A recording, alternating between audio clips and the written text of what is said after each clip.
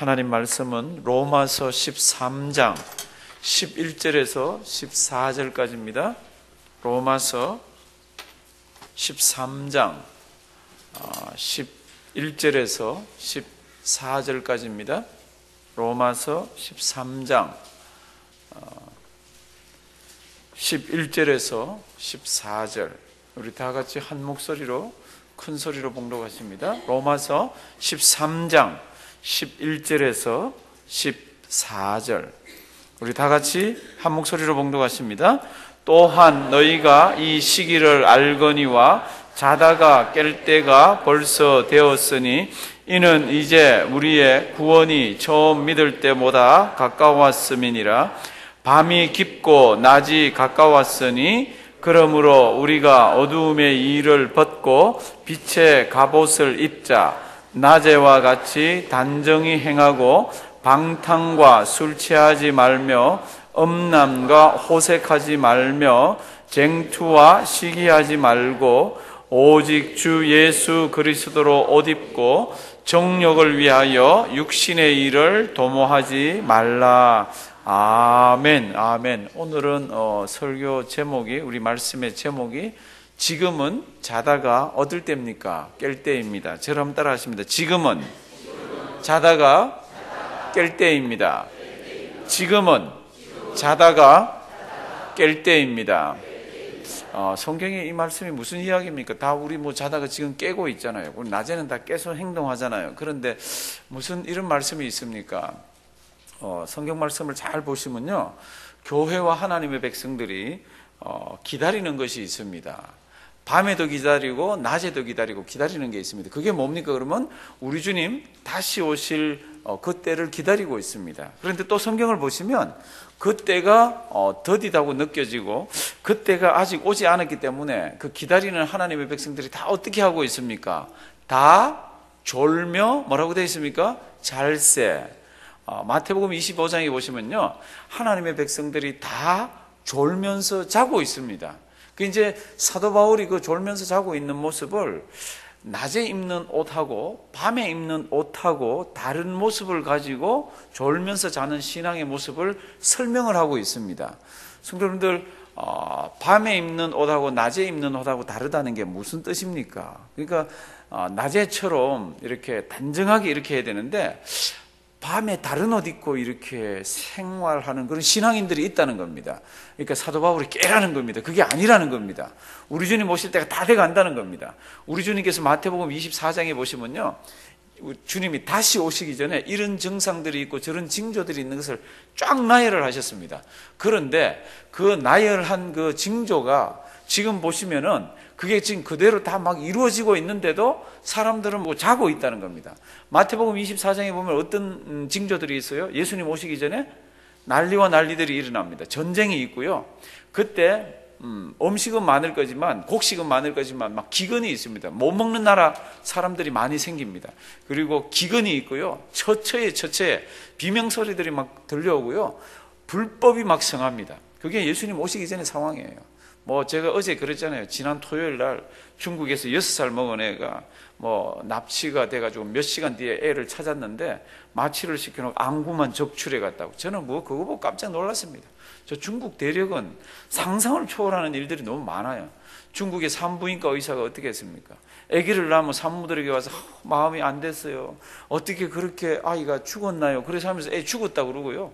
어떨 때는 뭐라 그럽니까? 장애가 너무 심합니다. 그 아이는 데려갈 수 없습니다. 그런데 보면은 멀쩡한데 이 애를 갖다 팔아가지고 산부인과 의사가 엄마들이 난리를 치고 막 그런 일들이 막 있지 않습니까? 예수님 오시기 전의 일들입니다. 옛날에는 그래도 이런 일이 없었습니다. 그러니까 예수님 오시기 전에 이런 일 저런 일이 있다고 사인도 주시고 징조도 주셨는데 예수님 오시기를 기다리는 사람들은 무엇을 하고 있습니까? 다 졸며 잘세. 저랑 따라 하십니다. 다 졸며 잘세. 예, 자고 있다는 겁니다. 그러니까 우리 신앙의 선배들이 성경을 통해서 뭐라고 그럽니까? 이제는 깰 때가 됐다는 겁니다. 일어나라, 일어나라 이렇게 얘기하고 있는 겁니다. 사랑하시는 성도 여러분들, 예수님이 곧 오십니다라는 걸 딱 가슴에 새기고 딱 붙들고 있으면요, 신앙생활 그렇게 안 한다는 겁니다. 허리멍텅하지 않고 조는 것처럼 하지 않고 자는 것처럼 하지 않다는 겁니다. 그래서 이제 사도 바울이 로마서 뒤쪽으로 가서 다 이렇게 이제 정리를 하면서 오늘 말씀을 이렇게 주고 있습니다. 길지 않은 말씀인데요, 한번 보시겠습니다. 또한 너희가 이 시기를 알거니와, 이 시기는요, 시계가 째깍째깍 하듯이 하는 그 시간이 아닙니다. 성경에는 이 시기라는 표현이, 시간이라는 표현이 두 가지가 나오는데, 하나는 저절로 내버려 두면 가는 시간이 있잖아요. 그렇죠? 그 시간입니다. 또 다른 하나는 하나님께서 어떤 의미를 두시고 진행시키는 시간입니다. 이 시간은 그 시간입니다. 어떤 시간입니까? 예수님 다시 오시는 시간. 어떤 시간입니까? 종말의 시간. 지금 이 시기를 신문을 봐도 알 수 있고, 스마트폰을 켜가지고 뉴스를 봐도 알 수 있고, 세상 돌아가는 이 시기를 지금 알 수 있다는 겁니다. 또한 너희가 이 시기를 알거니와, 어떤 시기입니까? 우리 예수님 오시기 바로 직전의 시기입니다. 그러니까 초대교회 예수 믿는 사람이나 우리가 처음 예수 믿을 때보다 예수님 오시는 시기가 어떻게 됐습니까? 더 가까웠습니다. 이제 그 얘기입니다. 또한 너희가 이 시기를 알거니와, 자다가 깰 때가 어떻게 했습니까? 벌써 되었다고. 그러니까 자다가 벌떡 일어나야 된다는 겁니다. 신앙적으로. 이거 가슴에 잘 새겨놓길 바랍니다. 예수님 언젠가 오시겠지. 그리고 날은 날의 연이어서 소털같이 많은 날, 지금 벌떡 깨나 재미나게 신앙생활하고 좀 이렇게 쿨쿨 자다가 예수님 오시면 맞이하지. 이런 분들이 간혹 계세요. 제가 목회하면서 보니까. 근데 아니라는 겁니다. 세상은 그렇게 우리를 끌고 가지만 지금은 자다가 깰 때라는 겁니다. 저를 한번 따라하십니다. 지금은 자다가 깰 때입니다.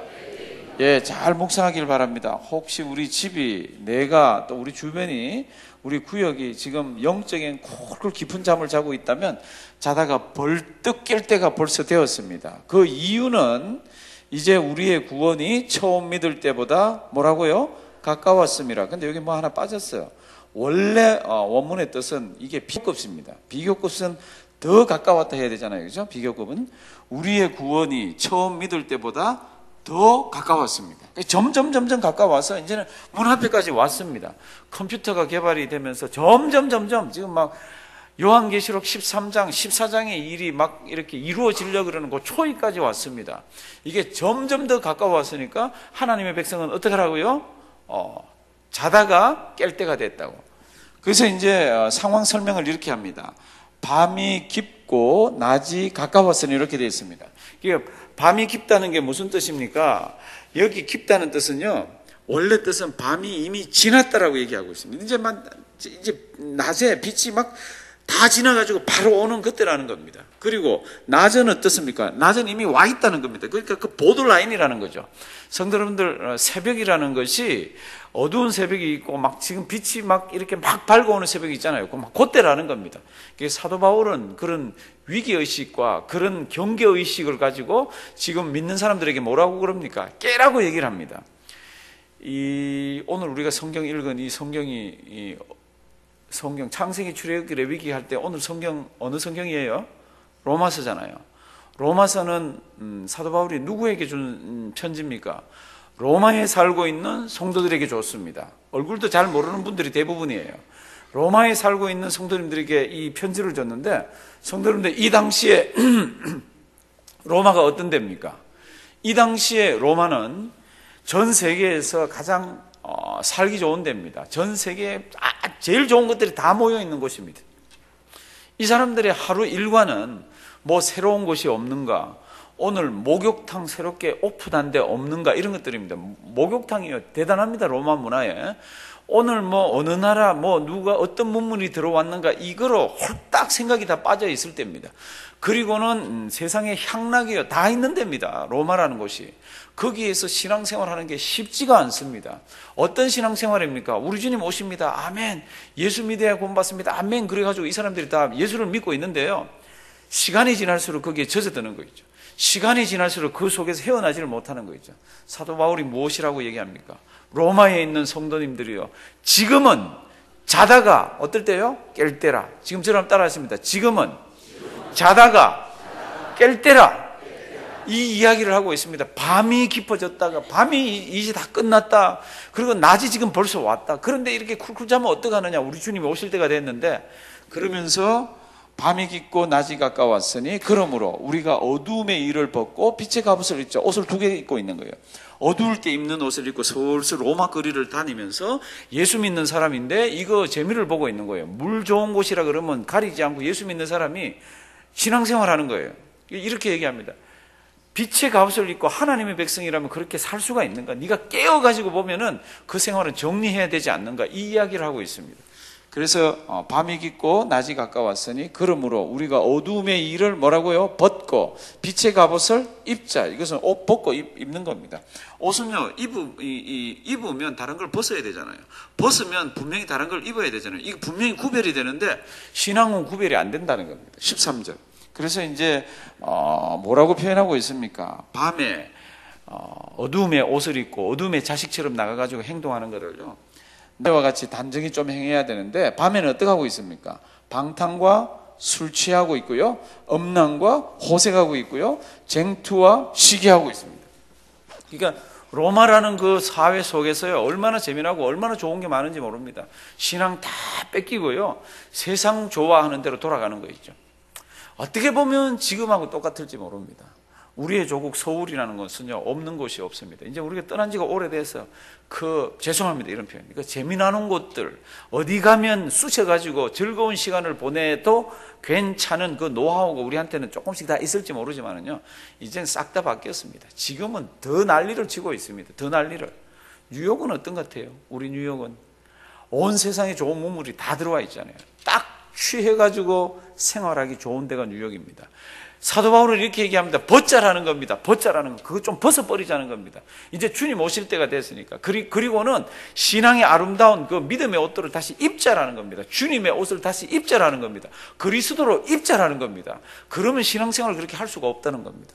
성도님들 깨시고 이 말씀 잘 보기를 바랍니다. 14절 말씀은 그냥 한마디로 줄여서 얘기하면은, 14절 말씀 한마디로 줄여서 얘기하면 예수 잘 믿자는 얘기예요. 14절 이렇게 되어 있습니다. 우리 큰 소리로 한번 읽으십니다. 시작. 오직 주 예수 그리스도로 옷 입고 정욕을 위하여 육신의 일을 도모하지 말라. 아멘. 뭐 방탕, 술 취하고 음란, 호색, 이거요 막 설명을 다 해도 그냥 예수 잘 믿읍시다 그러면 이 속에 다 들어가 있는 거 아니에요?